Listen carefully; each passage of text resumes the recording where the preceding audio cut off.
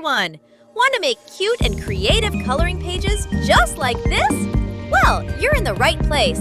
Today, I'll show you how to create them totally free with Microsoft Designer. Let's jump right in!